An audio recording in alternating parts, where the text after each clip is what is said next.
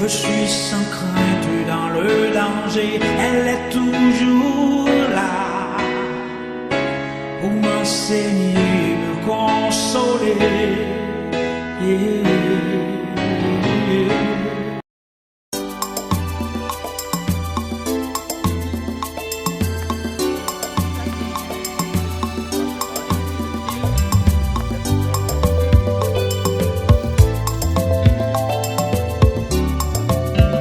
Chers téléspectateurs et bienvenue sur notre chaîne BM TV, sur l'émission Tout d'éclair.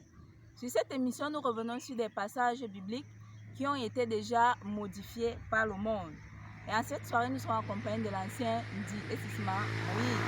Bonsoir ancien et bienvenue sur l'équipe de ce plateau. Bonsoir Huguette, merci de m'accueillir sur ce plateau dans cette chaîne et au cours de cette émission Tout d'éclair. En cette soirée, nous allons revenir sur l'adage qui est tellement populaire de nos jours. Aide-toi et le ciel t'aidera. Mais avant de continuer, nous allons passer à une petite pause. BM TV au cœur de la parole de Dieu. Ancien, comme je l'ai dit si haut, nous allons revenir sur l'adage aide-toi et le ciel t'aidera. Ancien, est-ce que ces paroles sont-elles bibliques? Oui, nous entendons à plusieurs reprises et à plusieurs endroits des gens citer cette parole pour dire Dieu même dit aide-toi et le ciel t'aidera. Dieu a-t-il vraiment dit cela?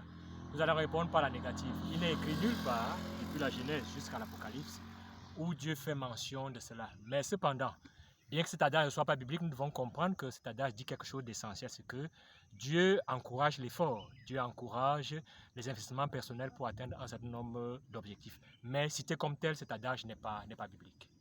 Et ancien, qu'est-ce que cet adage nous apprend?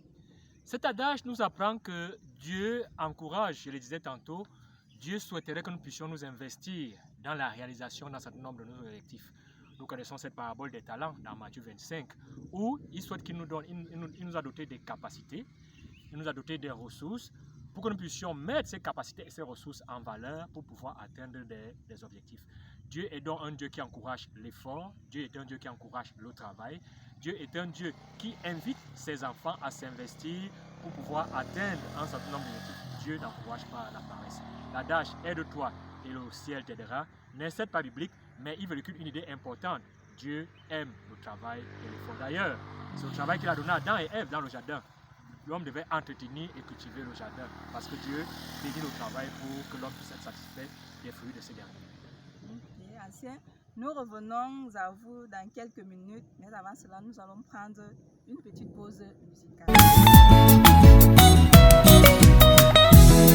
Après cette petite pause, je tiens à rappeler que notre thème aujourd'hui c'est aide-toi et le ciel t'aidera. Et ancien, que pouvez-vous nous dire sur les limites? Oui, aide-toi et le ciel t'aidera a des limites dans la mesure où cela place un peu Dieu dans la posture de quelqu'un qui attend toujours un apport de l'homme pour pouvoir agir. Cela débarrasse Dieu de l'amour dont on sait qu'il le caractérise. Dieu est un Dieu aimant, Dieu est un Dieu personnel qui peut agir dans la vie des hommes, dans la vie des femmes, dans la vie de ses enfants, sans que ces derniers aient à faire un effort quelconque. Dieu agit donc au-delà de l'effort humain, au-delà de la portée humaine, au-delà de la participation humaine, parce que Dieu, par son amour, agit. Je vais vous raconter comme ça une anecdote. C'est une femme qui souffre d'une douleur violente au dos. Elle est en train de faire le ménage dans la cour et subitement, voilà un casse-manga, la pomme citère comme on l'appelle, qui tombe et frappe exactement dans la zone où il y a la douleur. La douleur s'envoie et elle est ainsi guérie. Vous allez me demander, est-ce que cette femme a eu à faire un apport personnel? Dieu a agi sans qu'elle nous ait à s'investir. Dieu peut donc agir au-delà de la volonté humaine, au-delà de l'apport personnel des hommes, parce que Dieu est amour et il agit dans la vie de ses enfants pour leur bien. Merci beaucoup, ancien. Et pour nous qui prenons cet adage à contrefaçon, quels sont les dangers de cet adage-là? Merci, c'est une très bonne question, Huguette. Cet adage a de nombreux dangers parce que on pourrait tenter de penser, on pourrait tenter de croire que Dieu encourage tout effort. Par exemple, un bandit qui va voler pour pouvoir assouvir un besoin, un braqueur qui braque pour pouvoir satisfaire une quelconque envie, ou encore cet homme-là qui vole pour manger, on pourrait dire, il dira, Dieu même dit, aide-toi, etc. Alors, pour m'aider, j'ai volé. Est-ce que Dieu a béni ou alors Dieu est en accord avec cet acte? On dit non. Dieu n'est pas en accord avec des actes illégaux, quand bien même on pourrait les justifier pour des bonnes raisons. Dieu ne peut pas valider une cause injuste, même si elle est faite pour satisfaire des besoins positifs. Donc Dieu étant un légaliste, Dieu étant un Dieu des règles, Dieu étant un Dieu de principes, il ne saurait encourager un acte négatif pour le but que cet acte devra accomplir un bienfait ou une quelconque portée positive à l'individu. Dieu ne peut et ne saurait nous encourager dans des voies négatives pour le seul but que aide-toi et le ciel t'aidera. Ces explications, chers téléspectateurs, au vu de toutes ces explications-là, nous pouvons conclure ici en cette soirée que l'adage aide-toi et le ciel t'aidera peut être compris de manière positive si nous le voyons comme un encouragement à prendre des initiatives, à travailler dur pour pouvoir atteindre nos objectifs. Cependant, il a noté que Dieu est un Dieu personnel. Il est intéressé par nous et il nous aime.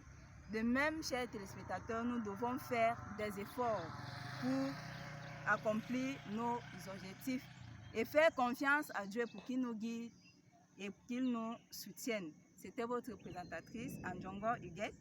Surtout des clairs. À la semaine prochaine et que Dieu vous accompagne. Sorti du palais, descendu dans la rue et communié avec le bas peuple, il a besoin de votre soutien. Écoutons, écoute, la voix des enfants.